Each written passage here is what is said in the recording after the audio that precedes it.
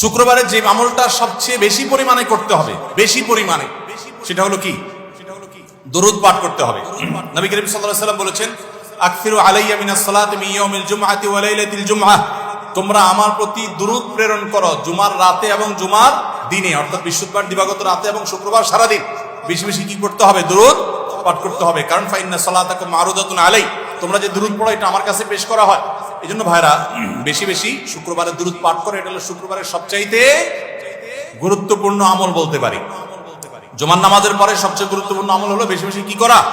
দুরূদ পাঠ করা। দুরূদ পাঠের সবচেয়ে শ্রেষ্ঠ সিজন হলো বৃহস্পতিবার রাত থেকে নিয়ে শুক্রবার সন্ধ্যা রাত পর্যন্ত।